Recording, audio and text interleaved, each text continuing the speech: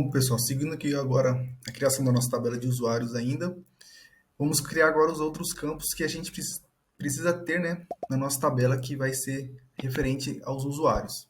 Bom, um usuário precisa de nome, então a gente vai ter um campo chamado name, e esse tipo vai ser varchar, e o tamanho dele vai ser 200 caracteres, tá bom?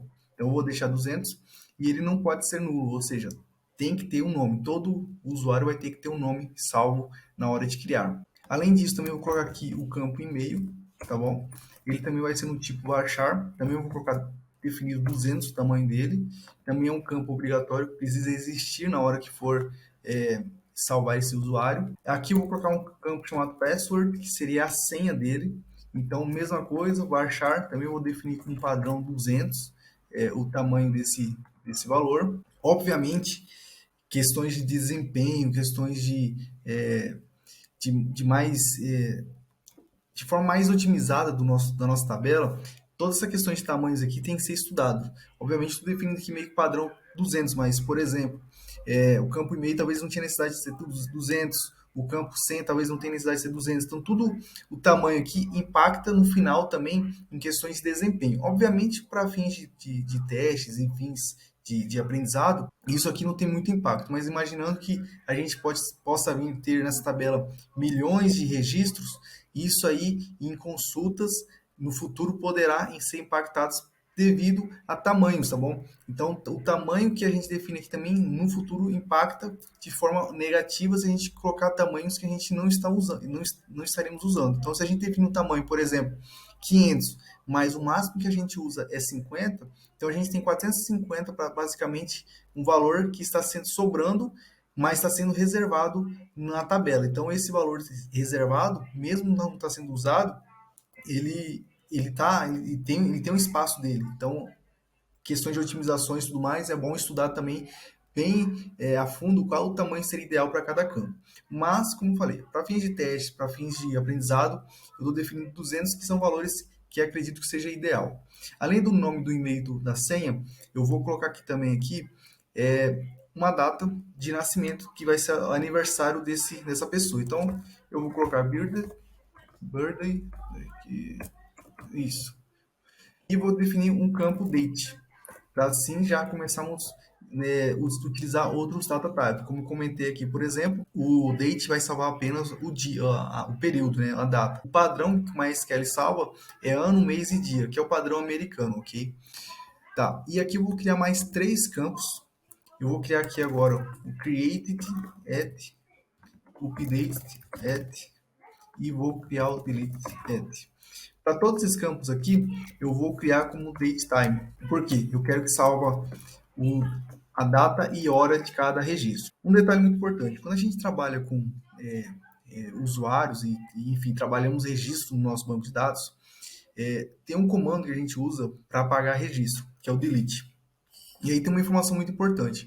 Geralmente tem registros no nosso banco de dados que eles não podem ser deletados, principalmente quando a gente trabalha com usuários. Imagina que a gente vai ter um relacionamento no futuro de usuários com postagens. Então, por ter esse relacionamento, se a gente deletar um usuário, na realidade a gente não vai conseguir deletar o usuário, porque no relacionamento ele não vai permitir, né, esse tipo de delete, mas vamos imaginar que a gente não cria um relacionamento no banco, mas tem só um relacionamento virtual na nossa cabeça. A gente sabe que tem um relacionamento. Se a gente deletar um registro aqui, esse relacionamento virtual na tabela de postagem vai sumir. Ou seja, uma hora que a gente for fazer um select retornando quem postou, quem foi o usuário que fez as postagens, vai retornar vazio porque o usuário não existiu mais e em algum momento foi deletado. Então, para isso, ao invés de deletar registros, o que a gente faz? Geralmente a gente usa um campo delete que ele informa, se ele estiver vazio, quer dizer que o registro está ativo. Se o usuário lá no front-end marcou para deletar esse registro, a gente marca uma data e essa data serve como parâmetro para sumir, né?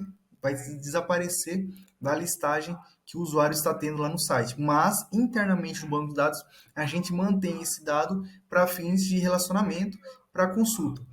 Então, geralmente, a gente sempre utiliza isso, principalmente tabelas mais importantes, então esse campo para não deletar o registro, porque uma vez a gente deletou, não tem como recuperar. Então, esse campo serve como um backup, entre aspas, para manter o dado para fins de relacionamento e até mesmo para caso o usuário fizer algum erro sem querer deletou, a gente consegue recuperar o registro apenas removendo o valor que vai ter esse campo. Então, para esses dois campos aqui, eu vou marcar um valor default que é o current timestamp, que é uma função do próprio MySQL que ele vai me retornar a hora, a data e a hora atual. Então, para esse caso aqui, eu vou marcar esses dois campos. E esses campos aqui, ó, a senha não pode ficar nulo, o aniversário pode ficar nulo, ou seja, ele pode ficar vazio, e esses três campos também podem ficar nulo. Entretanto, quando eu marquei que o valor é default para o campo create e update, ou seja, quando inserir um novo registro, automaticamente o meu banco de dados vai inserir uma data e hora para esse campo. E toda vez que eu inserir uma atualização num registro específico, sempre o campo update também vai ser atualizado. Então, basicamente, isso aqui serve para servir um parâmetro para a gente saber quando que foi criado e quando teve a última atualização. E, obviamente, quando foi deletado, né, caso venha a ser deletado de fato. Então, basicamente, essa aqui é uma estrutura básica do nosso banco de dados, da nossa tabela, desculpa. Então, essa aqui é a nossa primeira tabela que a gente está criando sobre usuários.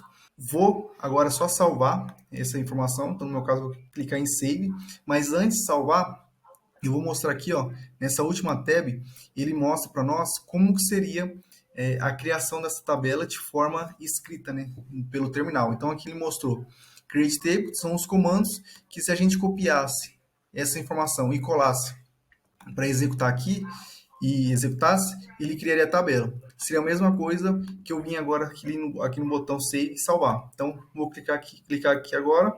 Ele já salvou com sucesso. Ele está me perguntando se eu quero inserir uma nova tabela. Eu não quero inserir uma nova tabela, então vou apertar não. E assim ele criou. Então, aqui, como vocês podem ver, na parte de collation e char set aqui da tabela, ele já pegou o padrão conforme o banco de dados que a gente criou no início, né? E com isso a gente já fez a nossa primeira tabela, que a gente já conseguirá inserir registros e prosseguir com os próximos vídeos falando um pouquinho mais com o MySQL.